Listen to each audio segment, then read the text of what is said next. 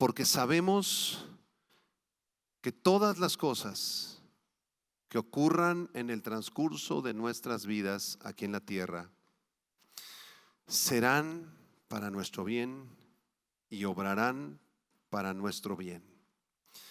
Gracias, Señor, porque tú nos has llamado conforme a un propósito eterno y nos has concedido el privilegio de conocerte y de amarte. Te glorificamos, Señor, en Cristo Jesús. Amén. Amén. Puede tomar su lugar. Gracias. Aleluya. Cantábamos hace un momento. Qué precioso canto, con el excelente grupo de alabanza que tienen aquí en la Iglesia del Sur.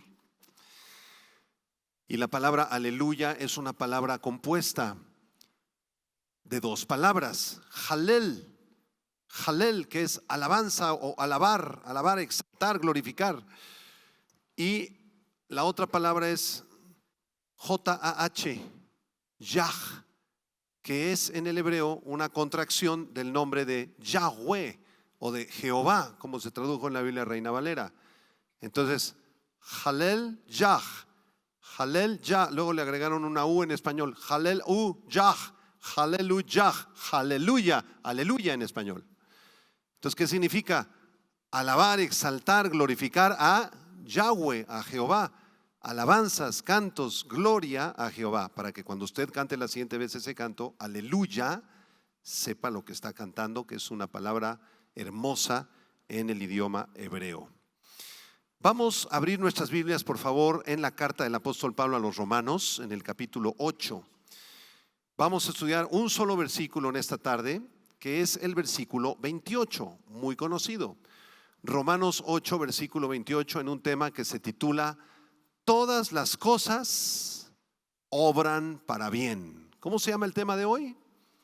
Todas las cosas obran para bien.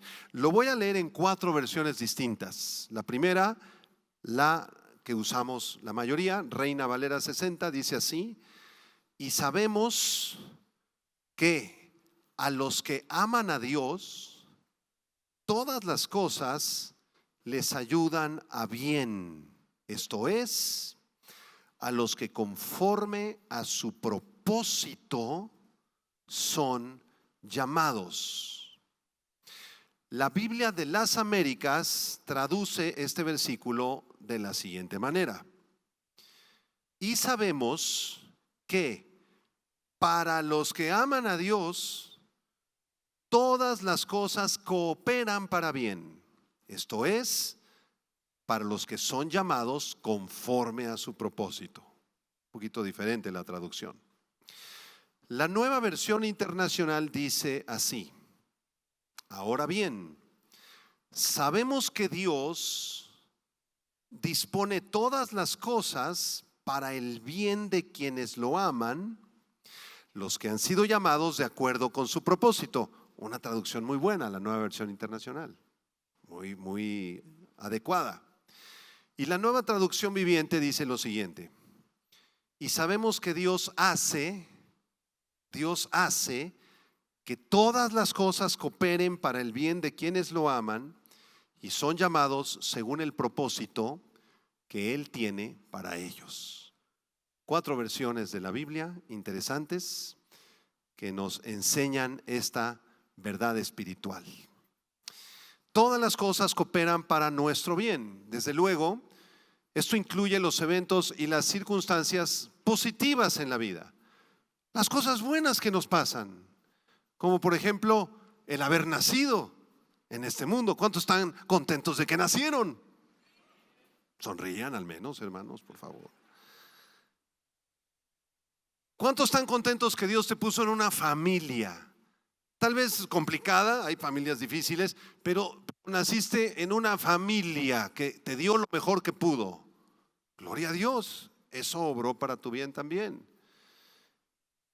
Todas las circunstancias positivas en la vida, nuestra educación, nuestro desarrollo, nuestro matrimonio, nuestros hijos, los nietos, la familia, todo eso obra desde luego para nuestro bien. Pero desde la perspectiva de Dios, también los eventos y circunstancias negativos, las cosas más perversas, malignas y trágicas que podamos pasar en nuestra vida, también ayudan para bien, porque el versículo dice que todas las cosas, no solamente las que me gustan, no solamente las buenas o las que yo considero buenas, sino también las cosas que no me gustan y las cosas malvadas, malignas, pecaminosas y trágicas también nos ayudan para bien. En otras palabras, este versículo es un gran misterio, un gran misterio. Y debido a que es un gran misterio, yo tengo aquí algunas preguntas que escribí en mis apuntes y que no son cosas que yo inventé, son asuntos que han ocurrido dentro de nuestra iglesia a lo largo de los años o en iglesias muy cercanas y amigas a Vida Nueva. Aquí van mis preguntas. ¿Cómo es posible que el asesinato de un joven cristiano que era director de alabanza a manos de unos perversos secuestradores y asesinos termine siendo para su bien? ¿Por qué la muerte de cáncer de un niño de 4 años, hijo de una familia de recién convertidos que llegó a la iglesia, termine siendo para el bien del niño y de la familia entera? ¿Cómo es esto? Siguiente pregunta. ¿Cómo es posible que una esclerosis múltiple en una mujer cristiana de 45 años opere para su bien en medio de terribles sufrimientos, especialmente si es mamá de un pequeño de 5 años? Siguiente.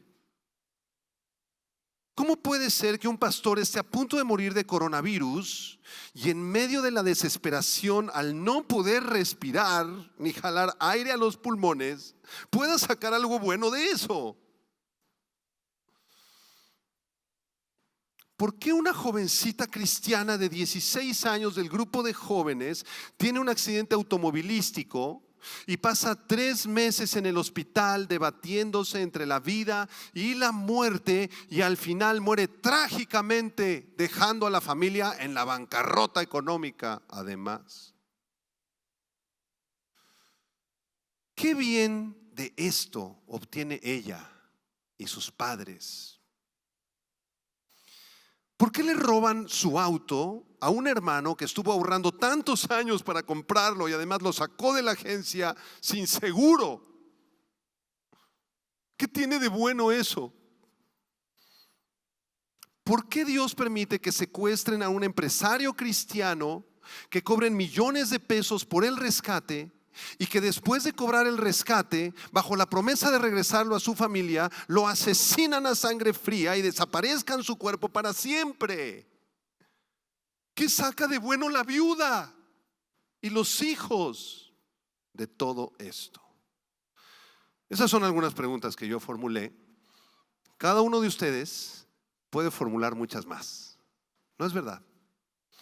A continuación vamos a intentar explicar la respuesta bíblica a estas preguntas y vamos a analizar 3 elementos fundamentales de este pasaje, Romanos 8:28.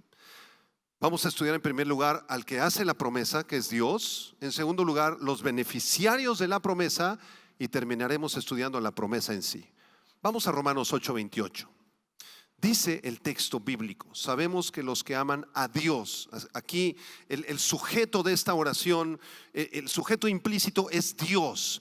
Dios es quien ha hecho estas promesas. Dios es el que promete en su palabra. Y debemos recordar que Dios no es hombre para que mienta, ni hijo de hombre para que se arrepienta. Él dijo y no hará, habló y no lo ejecutará. Números 23:19. Esto significa que Dios es fiel y que siempre cumple lo que promete. En Dios no hay mentira, no hay vicio alguno. Dios no es corrupto, no dice verdades a medias. Dios es siempre fiel.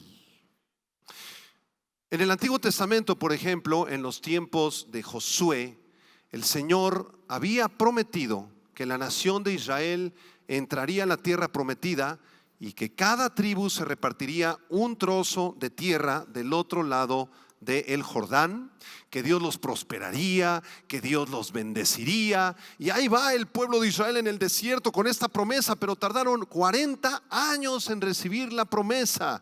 40 años en el desierto donde Dios los sustentó. Y en esos 40 años muchos empezaron a dudar y dijeron: Dios nos prometió una tierra, ¿cuándo nos va a dar esa tierra? Ya han pasado 15 largos años desde que salimos de Egipto. Otros se pusieron a murmurar de Moisés: ese Moisés ha de ser un mentiroso, su Dios es un Dios mentiroso, nunca vamos a llegar a la tierra que Él nos prometió, a la tierra de Canaán, mejor regresémonos a Egipto. Y fue un tiempo muy difícil para Israel, pero Dios prometió lo que había cumplido. Josué capítulo 21, vamos por favor a este texto. Josué capítulo 21, versículo 43 al 45. Libro de Josué, capítulo 21, verso 43, dice: de esta manera dio Jehová a Israel toda la tierra que había jurado dar a sus padres, y la poseyeron y habitaron en ella, hermanos. Alguien diga amén. Y Jehová les dio reposo alrededor conforme a todo lo que había jurado a sus padres, y ninguno de todos sus enemigos pudo hacerles frente, porque Jehová entregó en sus manos a todos sus enemigos. Te voy a pedir de favor que subrayes el versículo 45 y lo leas conmigo. ¿Qué dice? No faltó palabra de todas las buenas promesas que Jehová había hecho a la casa de Israel. Todo se cumplió. Digan conmigo: todo se cumplió. Dios es fiel y cumplió su promesa desde los días de Abraham. Dios también le prometió al rey David que se edificaría un templo maravilloso, glorioso en la ciudad de Jerusalén. Pero ese templo no se construía, y a David no le fue dado construir el templo, pero a su hijo Salomón le fue dado construir el templo. Dios cumplió la promesa que había hecho. Vamos al primer libro de los Reyes, capítulo 8, versículo 54. Nunca digan Primera de Reyes, porque no es carta, es un libro. Entonces, cuando vamos a Timoteo, por ejemplo, decimos la primera a Timoteo, la carta a los Efesios, la segunda a Timoteo. Eso está bien dicho, pero nunca digan Primera de Reyes. Se dice correctamente primer libro de los Reyes. ¿Están de acuerdo? Por favor, vamos al primer libro de los Reyes, capítulo 8, verso 54. ¿Qué dice? Léalo conmigo. Cuando acabó Salomón de hacer a Jehová toda esta oración y súplica, se levantó de estar de rodillas delante del altar de Jehová con sus manos extendidas al cielo. Imagínense la escena, precioso. Y puesto en pie, bendijo a toda la congregación de Israel, diciendo en voz alta: toda la congregación, por favor: bendito sea Jehová, que ha dado paz a su pueblo Israel, conforme a todo lo que él había dicho. Ninguna palabra de todas sus promesas que expresó por Moisés su siervo han faltado. Ni una sola palabra dejó de cumplirse, porque nuestro Dios es fiel y Él siempre cumple lo que ha prometido en las Escrituras. Más ejemplos: Dios le prometió a Abraham una descendencia y se la dio con Isaac. Le prometió una tierra, la tierra de Israel. Dios le prometió a Abraham que en él serían benditas todas las naciones de la tierra. Génesis 12 del 1 al 6. Dios le prometió al rey David que de sus descendientes nacería un rey, el Mesías, y esta promesa se cumplió en Cristo Jesús. Segundo libro de Samuel, capítulo 7, verso 16. Dios le prometió a David que su reino sería estable eternamente en el pacto davídico. Dios le prometió a su pueblo un nuevo pacto que hizo con la casa de Israel y con la casa de Judá. Dios prometió que en los últimos tiempos la casa de Israel y la casa de Judá conocerían al Señor, se unirían una vez más y glorificarían a Dios para siempre. Esto está en Jeremías capítulo 31. Todavía no se cumple, se va a cumplir en el futuro muy cercano. Dios prometió que después de que Israel fuera dispersado por todas las naciones de la tierra, Él volvería a reunir a su pueblo Israel de todos los rincones del mundo y volverían a su tierra para glorificar a su Señor. Y esta promesa que Dios les hizo en Jeremías capítulo 31 ya se cumplió parcialmente el 14 de mayo de 1948. Cuando David Ben Gurión del movimiento sionista declaró la independencia del Estado de Israel, y hasta el día de hoy podemos orar por el Estado de Israel que se encuentra ya en su tierra. En el Nuevo Testamento, nuestro Señor Jesucristo es una de las más grandes promesas cumplidas del Antiguo Testamento. Porque el profeta Isaías, recuerdan, dijo: una virgen concebirá y dará a luz un niño, y llamarán su nombre admirable, consejero, Dios fuerte, Padre eterno, príncipe de paz. ¿Se acuerdan de ese pasaje en Isaías 9? ¿Cuándo se cumplió ese pasaje? En el nacimiento del Señor Jesús hace 2000 años, en el pueblecito de Belén. Dios cumple lo que promete. Nuestro Señor Jesucristo nos prometió que enviaría al Espíritu Santo. En Juan 14 versículo 16: yo rogaré al Padre y os dará otro consolador para que esté con ustedes para siempre. Y el Espíritu Santo vino el día de Pentecostés y está aquí en medio de nosotros, hermanos, habita dentro de nosotros. Cristo cumplió su promesa. La promesa de la resurrección de los muertos también fue dada por el Señor Jesucristo. Y esta es la voluntad del que me ha enviado, que todo aquel que vea al Hijo y cree en Él tenga vida eterna, y yo le resucitaré en el día postrero. Juan 6 versículo 40. Jesús nos prometió que los que le amamos vamos a resucitar de la tumba y de la muerte. Por eso cuando vamos a un funeral de un hermano, una hermanita que fallecieron, es un momento triste, claro, los vamos a extrañar, derramamos lágrimas. Pero al mismo tiempo es un momento muy glorioso, muy precioso, porque de esa tumba donde es depositado el cuerpo, ahí cuando Jesús regrese por la iglesia en el arrebatamiento, ese cuerpo será resucitado de la muerte. Dios cumple lo que promete.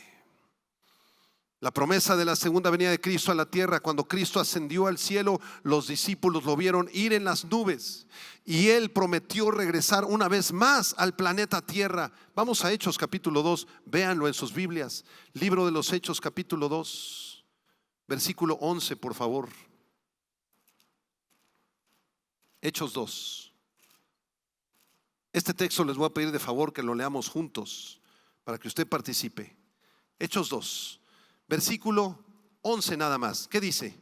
Se pusieron junto a ellos, junto a los discípulos, dos varones con vestiduras blancas. ¿Quiénes eran? Ángeles, los cuales también les dijeron: varones galileos, ¿por qué estáis mirando al cielo?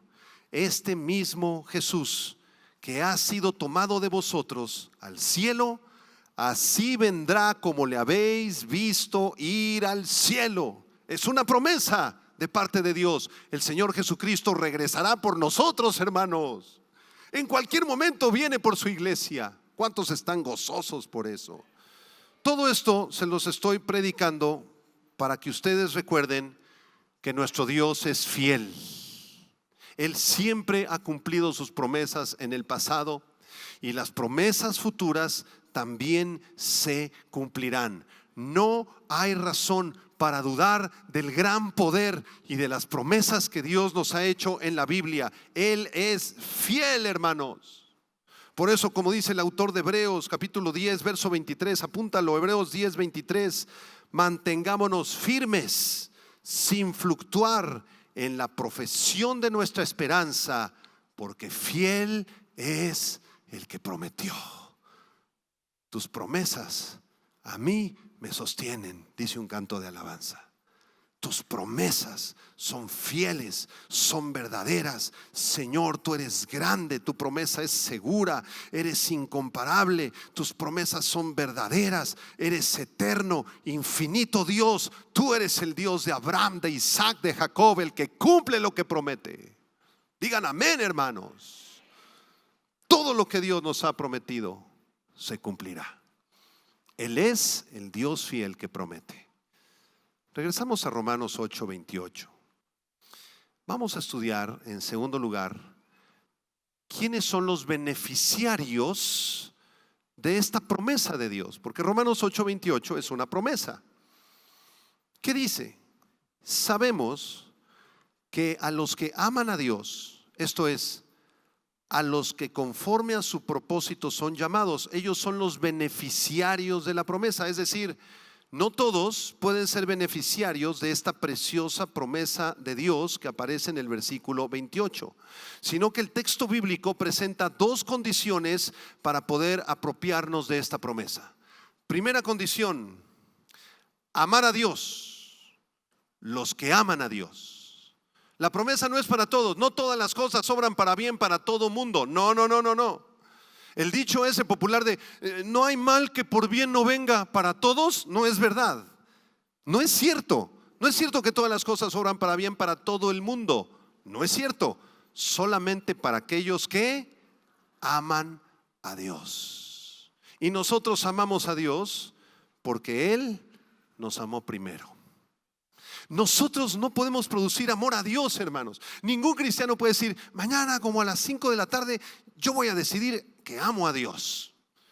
No puede ser. El amor es un don de Dios. Romanos 5:5 dice que el amor ha sido derramado en nuestros corazones por el Espíritu Santo que nos fue dado. Cuando una persona nace de nuevo, el Espíritu Santo viene y se derrama a sí mismo. Derrama el amor de Dios en esa alma, en ese cuerpo. Y entonces el amor que tú le tienes a Dios es un amor que Él mismo te dio para que le tengas a Él. Y yo te tengo una pregunta muy importante. ¿Amas tú a Dios, hermano? Apúntale en tu cuaderno, por favor. ¿Amas a Dios? ¿Verdaderamente amas a Dios? Esta pregunta es crucial porque es el mandamiento más grande en toda la Biblia. De todas las escrituras es el mandamiento mayor. Deuteronomio capítulo 6, versículo 4 y 5. Vamos allá a ese libro, por favor. Quiero que subrayes estos versículos en tu Biblia. Deuteronomio capítulo 6, versículo 4 y 5. ¿Qué dice? Shema Israel, Adonai Eloheinu, Adonai Echad. Es lo único que me sé en hebreo, ¿eh? No piensen que hablo en hebreo. ¿Qué dice ahora en español? Léanlo. Oye, Israel, Jehová nuestro Dios, Jehová uno es. Verso 5. Y amarás a Jehová tu Dios de todo tu corazón y de toda tu alma y con todas tus fuerzas. La pregunta más importante en la vida de cualquier ser humano es la siguiente: ¿amo verdaderamente a Dios? ¿Qué significa amar a Dios con todo el corazón, con toda el alma y con todas las fuerzas? Amar a Dios con todo el corazón es amarlo con tu intelecto, con tus emociones, con tu voluntad, con tus motivos, con tus posesiones, con tu cuerpo, con toda tu vida. Te amo, Dios, y someto mis sentimientos a tu voluntad. Someto mis pensamientos a los tuyos, porque tus pensamientos son más grandes que mis pensamientos, Señor. Te amo con todo mi cuerpo. Usa mis ojos para leer tu palabra, mis oídos para escuchar tu voz, Señor, mi boca para predicar tu palabra. Usa mi corazón, usa mis pies para llevar el evangelio para quienes no lo conocen, Señor. Te amo con todo mi corazón, con toda mi alma, con todas mis fuerzas. Levanta tus manos y díselo a Dios. Si le amas, dile: Señor, te amo con todo mi corazón, con toda mi alma, con toda mi mente, con todas mis fuerzas. Enséñame a amarte cada día más, porque tú eres mi Redentor. Amén. Pero Jesús dijo en Juan 14:15: si ustedes me aman, guardarán mis mandamientos. ¿Cómo yo sé si tú amas a Dios? Tú me puedes decir: yo amo a Dios, pastor, yo lo amo con todo mi corazón. Pero tengo que observar tu vida. Porque si tú dices que amas a Dios, pero no lo sigues ni guardas sus mandamientos, entonces no le amas. Estás jugando nada más. Estás jugando con las palabras. Si me amáis, guardad mis mandamientos. Te voy a dar muy brevemente algunas evidencias, 7 evidencias, para que tú te hagas un autoexamen si amas o no amas a Dios. Número 1, quien ama a Dios se ha arrepentido de sus pecados y los ha abandonado. Si realmente amas a Dios, has dejado ya el pecado. No te sigues echando la copita de vez en cuando, ni sigues echándote el cigarrito o la lascivia de vez en cuando, o las mentiritas, o los adulterios, o las fornicaciones, o las fiestecitas del mundo. Tú has sacado de tu vida y de tu corazón completamente eso, porque amas a Dios. Y cuando se te presenta una oportunidad de pecar, tú dices, esa oportunidad no vale la pena. Yo amo mucho más a Dios de lo que me pueda interesar ese pecado. La persona que realmente ama a Dios ha dejado el pecado atrás, odia el pecado, porque Dios también odia el pecado. La persona que ama a Dios ama lo que Dios ama y odia lo que Dios odia. No estás jugando con el pecado porque realmente amas a Dios. Segunda evidencia, quienes aman a Dios viven una vida que se humilla delante de Dios todos los días. Al corazón contrito y quebrantado no desecharé, dice el Señor. Entonces, si tú amas a Dios, eres una persona que te humillas todos los días. Señor, yo no puedo vivir este día sin ti, Señor. Me quebranto, me humillo. Yo no soy nada, Señor. No soy nadie. Si tú no vienes conmigo, yo no voy, Señor. Quebranta mi corazón, Señor. Gobierna en mi vida, Señor. Haz tu voluntad en mí, Señor. Yo no puedo hacer absolutamente nada separado de ti. Me quebranto, me humillo delante de ti porque te amo. Tercera evidencia. Quien ama a Dios le glorifica en todo lo que hace porque tiene temor de Dios en su corazón. La persona que ama a Dios va con Dios todos los días, a toda hora. Sales de tu casa y estás en el tráfico terrible, se te cierran los automóviles y el smog y todo el desastre de la Ciudad de México, pero tú estás tranquilo, tú estás en paz, vienes glorificando a Dios, escuchando alabanzas. No te enganchas con el carácter horrible de las personas que van manejando a tu lado, porque tú eres una persona que glorificas a Dios. Te gusta cantar alabanzas, glorificas a Dios a la hora de la comida, a la hora de la cena, todo tiempo, en todo tiempo glorificas a Dios. Número 4. La persona que ama a Dios practica la oración de continuo, todo el tiempo, como la parábola, ¿se acuerdan de la viuda? Que Jesús les dice, les voy a platicar la parábola de la viuda y del juez injusto. Y empieza en Lucas 18:1 diciendo, les voy a contar esta parábola sobre la necesidad de orar siempre y no desmayar. La persona que ama a Dios está orando constantemente. Es una persona que ora, que clama a Dios, que le alaba, le da gracias, se arrepiente. Hay muchos tipos de oración. El otro día platicaba con un muchacho que me decía, pastor, es que yo no sé cómo orar. No sé cómo empezar y empiezo a orar y se me olvida qué le tengo que decir a Dios. Y a los 3 minutos ya me aburrí, pastor, y ya me levanto, luego me da sueño. ¿A usted le pasa igual? Hay muchos cristianos que a los 4 o 5 minutos ya no saben qué decirle al Señor. Bueno, usted debe disciplinar su vida de oración. Por ejemplo, uno de los tipos de oración es la oración de acciones de gracias, a través de la cual le damos gracias a Dios. ¿Gracias de qué? Gracias de todo. Y usted puede pasar 15, 20 minutos en este tipo de oración. Señor, gracias por el día que fui engendrado. Gracias que tú me guardaste en el vientre de mi madre 9 meses. Gracias, Señor, que nací en este mundo. Gracias por mis abuelos. Usted puede pasar ahí media hora, más, horas completas.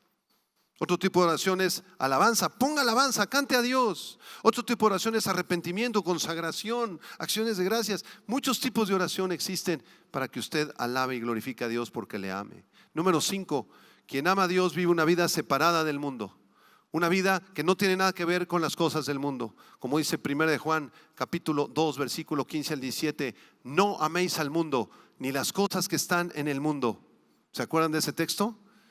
Porque si ustedes aman al mundo, el amor del Padre no está en ustedes. Porque todo lo que hay en el mundo, los deseos de la carne, los deseos de los ojos, la vanagloria de la vida, no provienen del Padre, sino del mundo. O sea, el cristiano no se deja fácilmente atraer por las cosas del mundo, por las cosas que el mundo ofrece, el dinero, la fama, el poder, las películas, las redes sociales.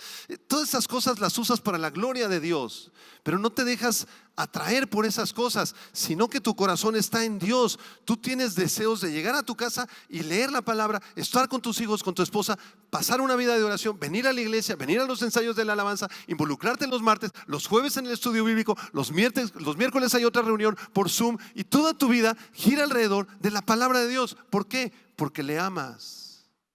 Sexta evidencia, quien ama a Dios tiene crecimiento espiritual. Si realmente amas a Dios y lo conoces hace años, has crecido. Y quizá los primeros meses no sabías mucho de la Biblia, ahora ya conoces más de la palabra. Quizá los primeros 2, 3 años no sabías ni cómo ganarte un alma y ahorita te la pasas ganando almas. Te gusta ganar almas, has crecido espiritualmente. Y en último lugar, quien ama a Dios vive una vida de obediencia. Obedeces al Señor porque Él es quien manda, Él es el soberano. Lo vimos en la primera conferencia. Cuando Dios nos da una instrucción, una orden, debemos obedecerle y decirle: sí, Señor, aquí estoy para obedecerte, Señor, tú eres mi Rey. Te vuelvo a hacer la pregunta de hace un momento, vuélvela a apuntar en tu cuaderno. ¿Verdaderamente amo a Dios? ¿Cómo puedo amarle más? ¿Podemos todos crecer en el amor a Dios? Claro que sí. Lo que no podemos hacer es permitir que ese amor se enfríe, porque cuando el amor a Dios se comienza a enfriar, nos alejamos completamente de Él y comenzamos a extraviarnos en un mundo de tinieblas, de pecado y de maldad.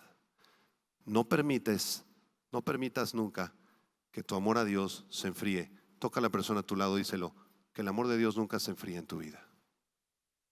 Que no se enfríe. ¿Y cómo le hago, pastor? Con estas evidencias que te dije. Acércate a la palabra, acércate al Señor, acércate al discipulado. Confiesa tu pecado, confiesa tu falta de amor a Dios como un pecado. Señor, la verdad, Señor, te tengo que decir la verdad. Yo no te amo. Yo nada más de labios para afuera lo digo, pero ni siquiera oro nunca, Señor, ni me he arrepentido de mis pecados. Sigo fumando, Señor, mis cigarros, Señor. La verdad es que ni he crecido, ni una sola alma me he ganado en 15 años, Señor. Nunca busco glorificarte, ni por los alimentos oro.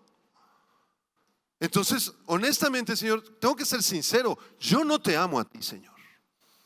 Concédeme arrepentirme de ese gran pecado, porque estoy quebrantando ni más ni menos que el mandamiento más grande de la Biblia. Regresamos a nuestro texto, Romanos 8:28. La primera condición para apropiarnos de esta promesa es entonces amar a Dios. Los que aman a Dios. Pero hay una segunda condición. Dice el texto: los que conforme a su propósito son llamados. Digan conmigo propósito y digan llamados.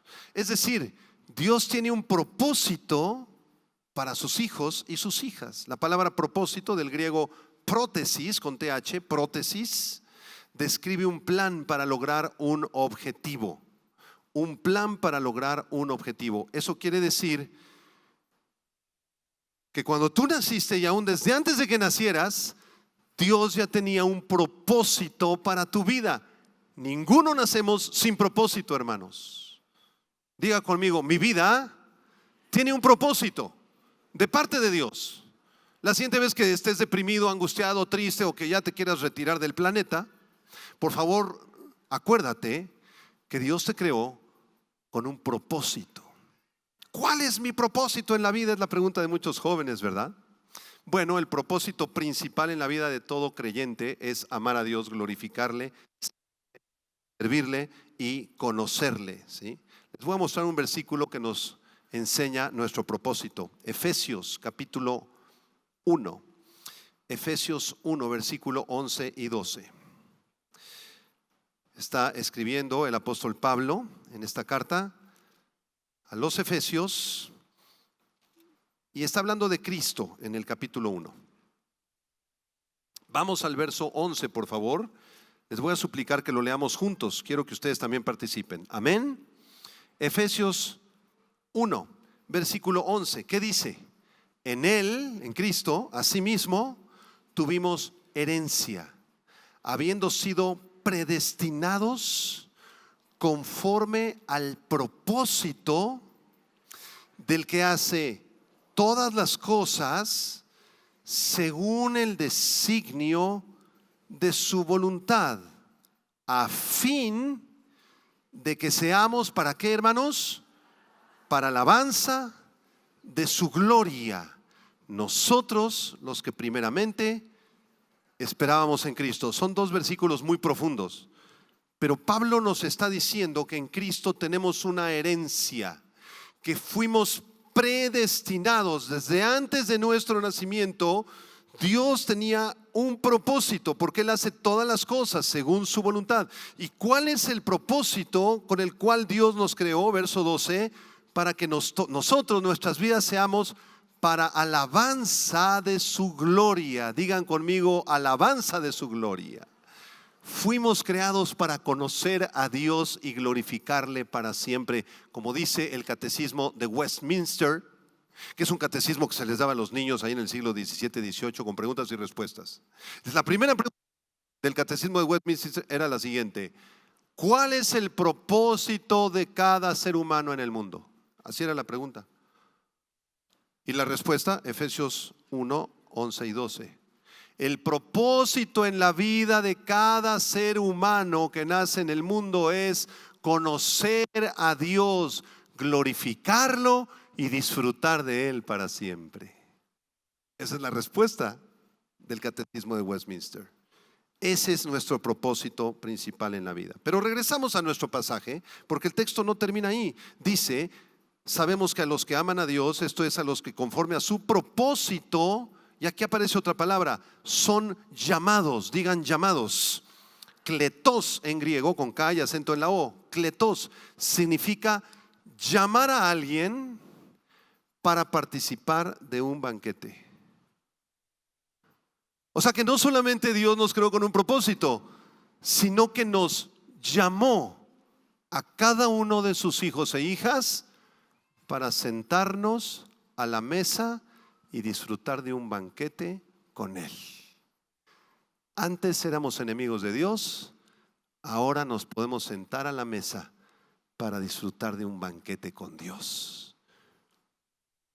Imaginen que cada uno de nosotros pasara a este púlpito las siguientes 8 horas, no lo podemos hacer, y que cada uno nos platicara cómo fue llamado por Dios. Apunta esa pregunta, por favor, en tu cuaderno. ¿Cómo te llamó Dios? ¿Cómo fue que te llamó, hermano? Algunos hermanos los llamó a los 8 años de edad, otros a los 19, otros los llamó a los 30. Un hermano que murió hace poco aquí en Bosque de las Lomas, que era político, es gobernador de un estado de la República, y me invitaron a compartirle el evangelio porque estaba muriendo y agonizando en su cama.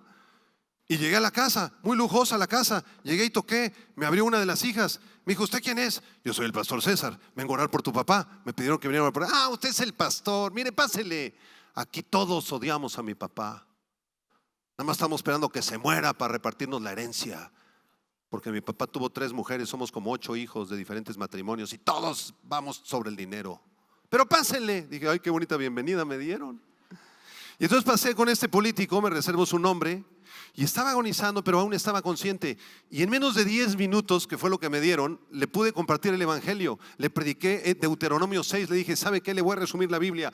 Dios le pide que usted lo ame con todo su corazón y con toda su alma y con todas sus fuerzas. Y la verdad es que usted no ha amado a Dios, porque usted ha sido un político corrupto y ladrón. Y usted merece el infierno y merece morir.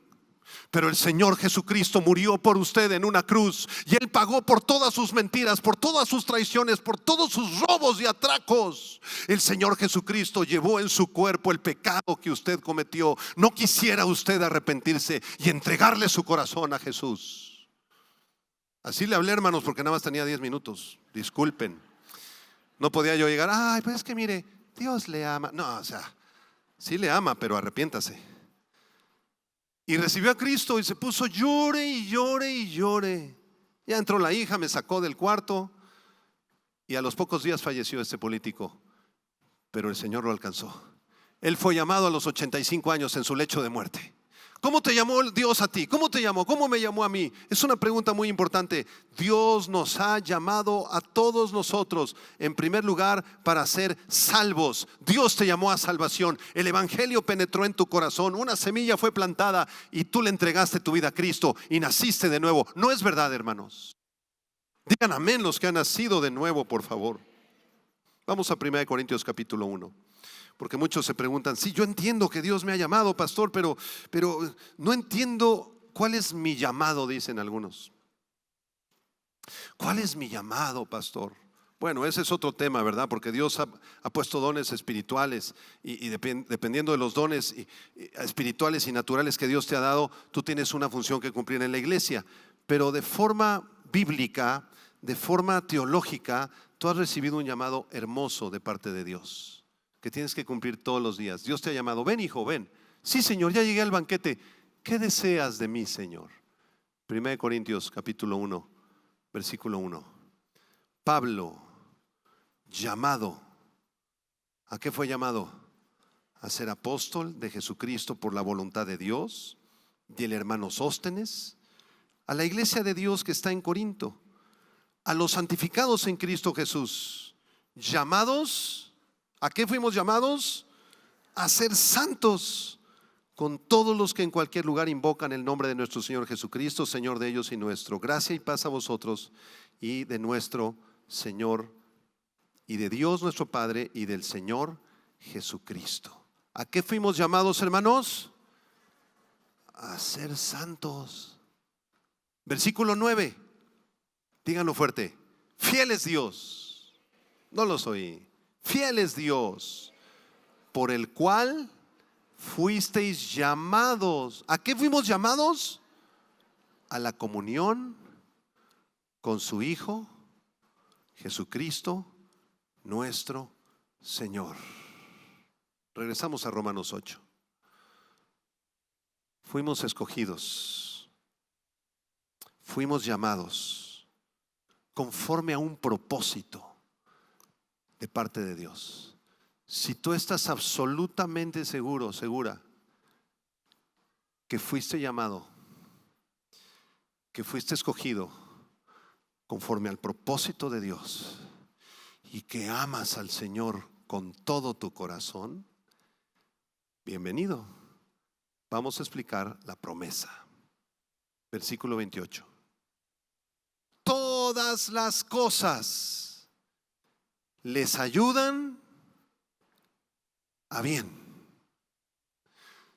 Todas las cosas les ayudan a bien. Esta expresión, todas las cosas, proviene de la palabra griega panta, de donde viene el término panteísmo, que es una religión falsa que enseña que Dios está metido en todos lados, en la materia y en la alfombra y en la bocina. Es una doctrina falsa, pero aquí en la Biblia no se refiere a eso. Aquí la palabra panta se refiere a todas las cosas que nos ocurren en el transcurso de nuestras vidas a quienes amamos a Dios, y esto se refiere a las cosas buenas, como por ejemplo las promesas de Dios, la misericordia de Dios, la bendición de tener al Espíritu Santo, los ángeles de Dios que nos ayudan y nos asisten, la comunión con la iglesia, el tomar la cena del Señor, el ser bautizados, la intercesión que hace Cristo por nosotros, la intercesión y las oraciones de todos nuestros hermanos.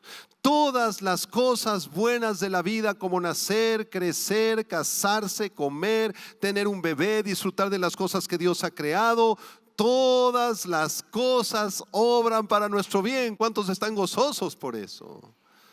Todo es para nuestro bien. Dios lo creó todo para nuestro disfrute, para que lo disfrutemos y exaltemos al Señor. Todas las cosas, principalmente la salvación que Él nos ha dado.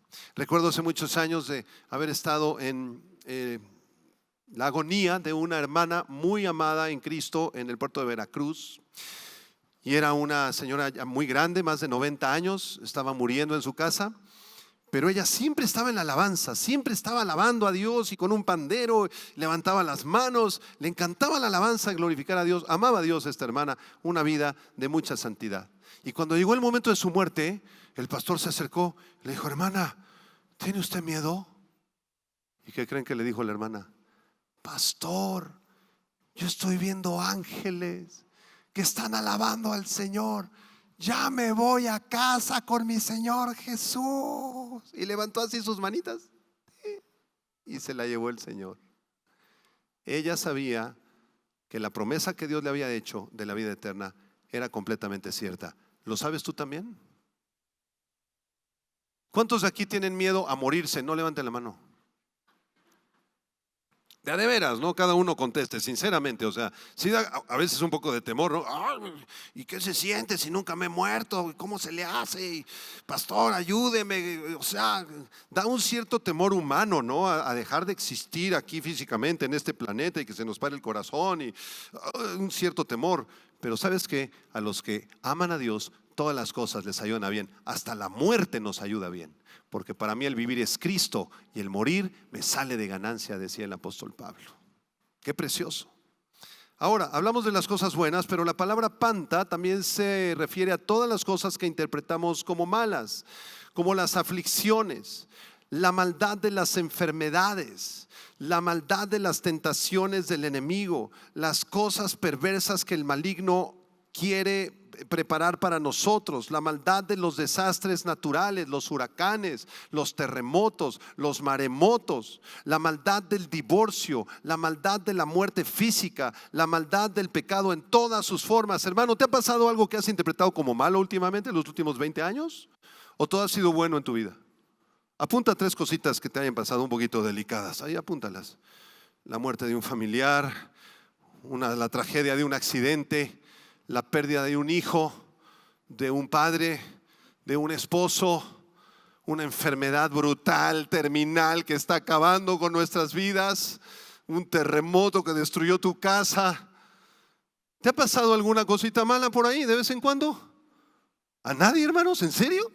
¿Así es la iglesia del sur? ¿Me voy a venir a congregar acá?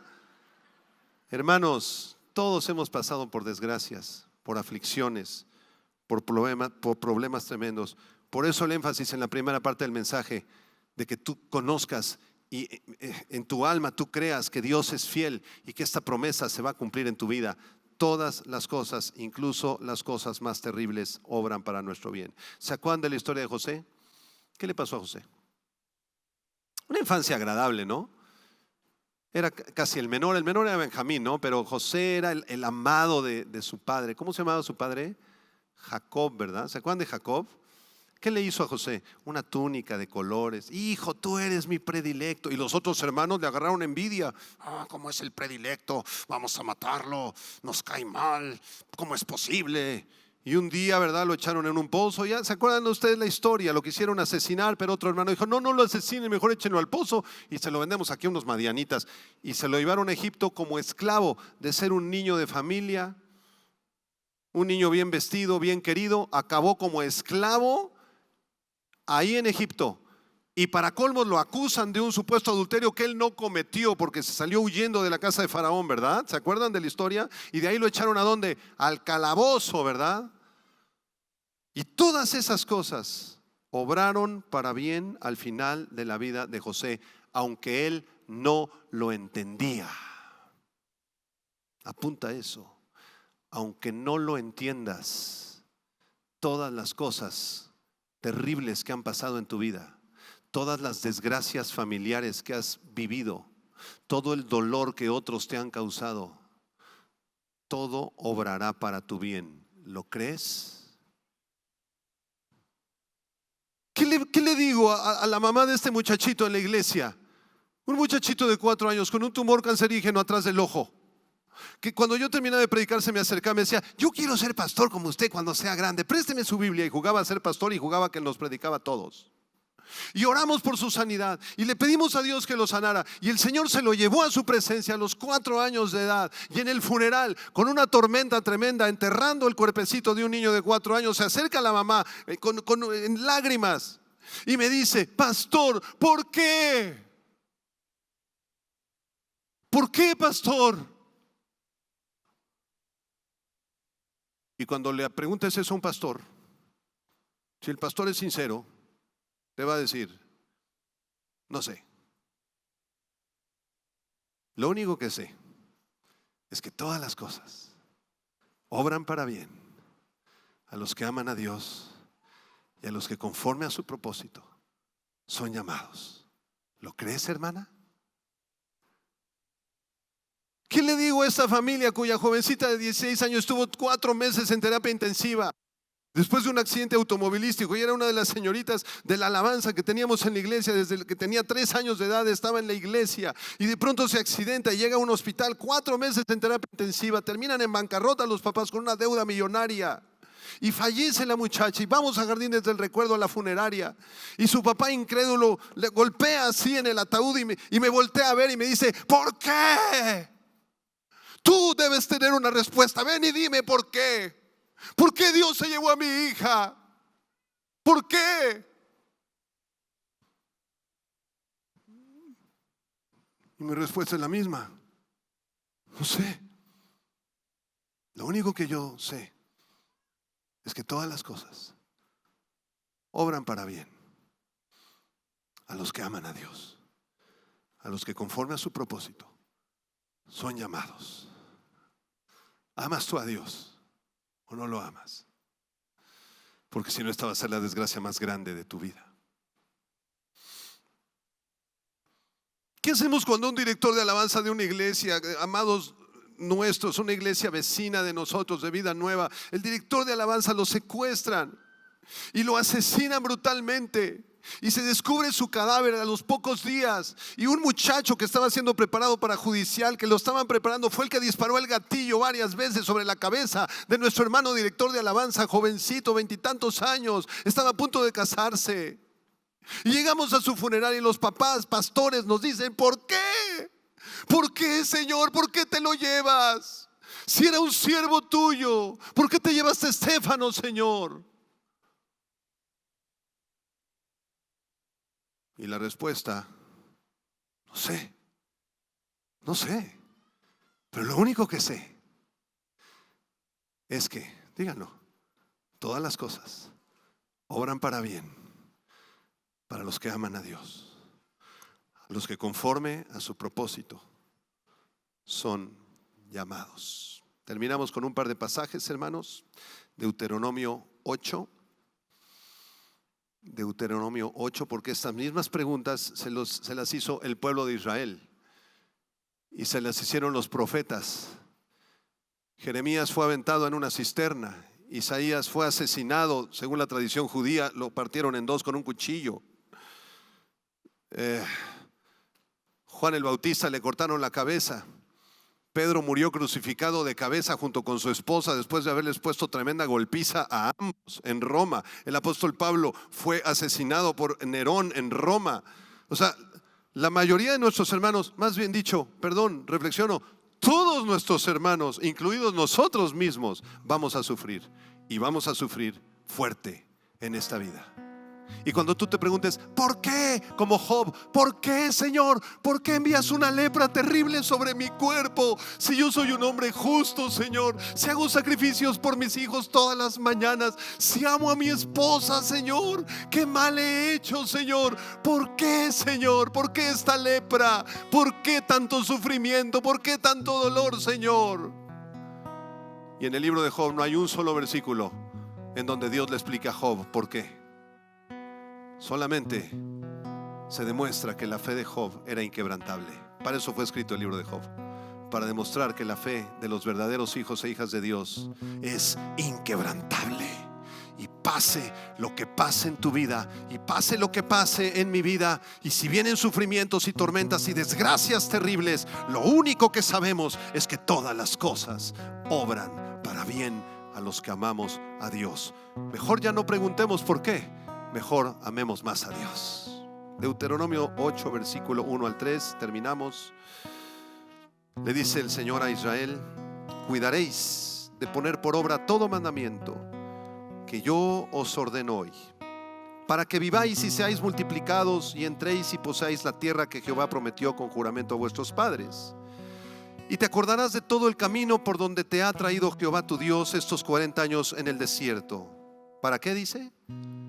Para afligirte, para probarte, para saber lo que había en tu corazón, si habías de guardar o no sus mandamientos.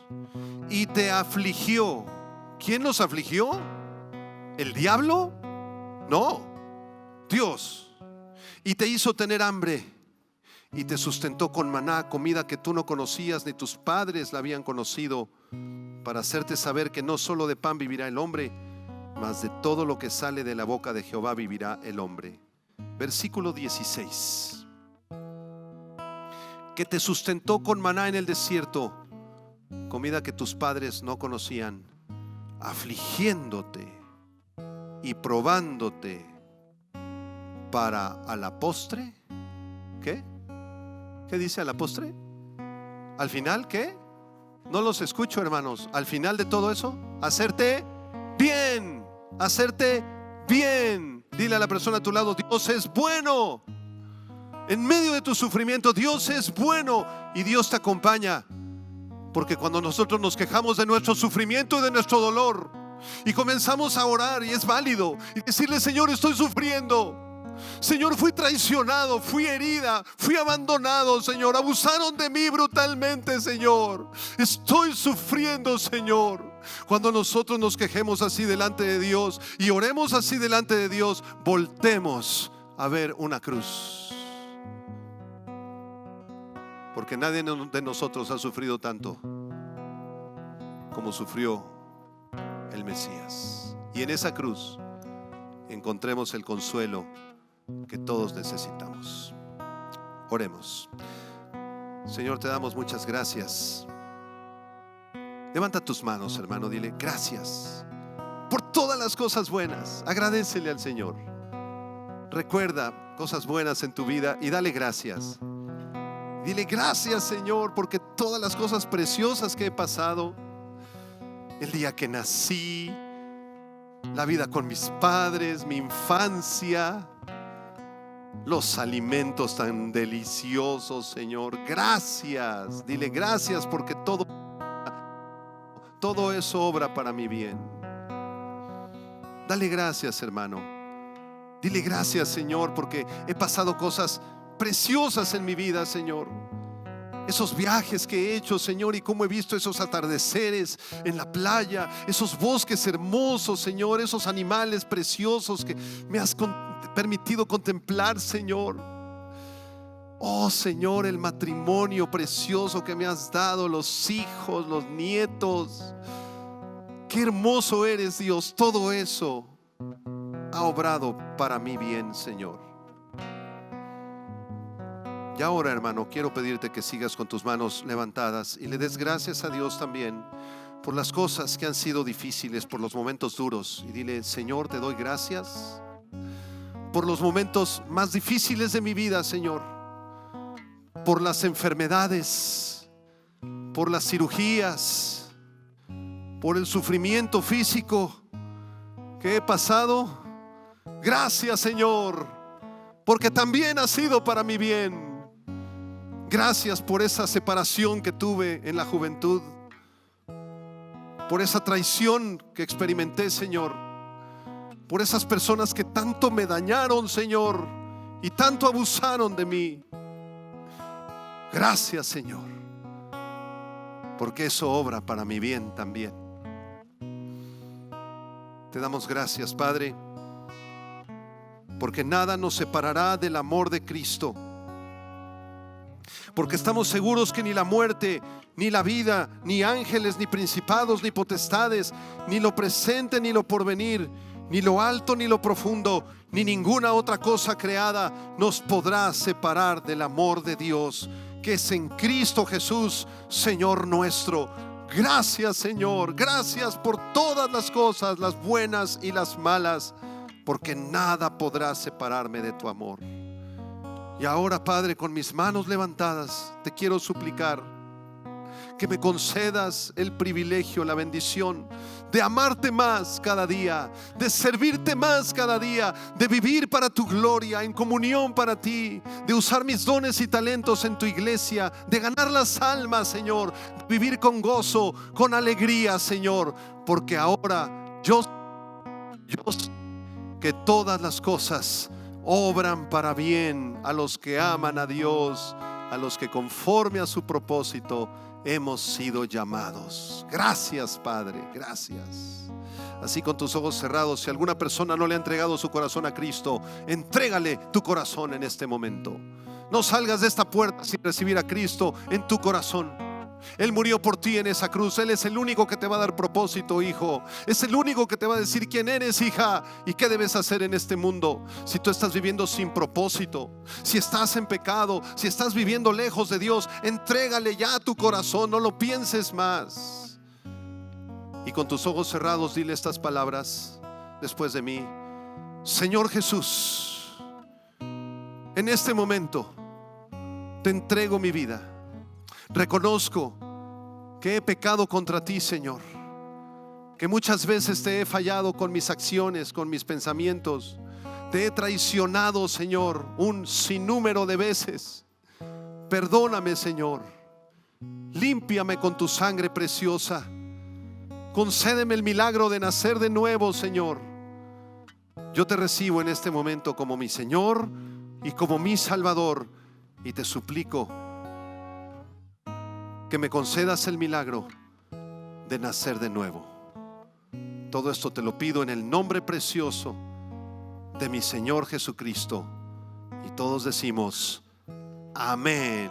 Gloria a Dios, hermanos. ¿Qué tal? Me da muchísimo gusto saludarles y quisiera simplemente comunicarles que gracias a todos ustedes a través de todas las naciones en el mundo que aman la palabra de Dios, y que realmente están interesados en que nosotros como organización Vida Nueva para el Mundo continúe predicando el Evangelio de la gracia de Jesucristo, podamos nosotros continuar haciéndolo gracias a sus donaciones.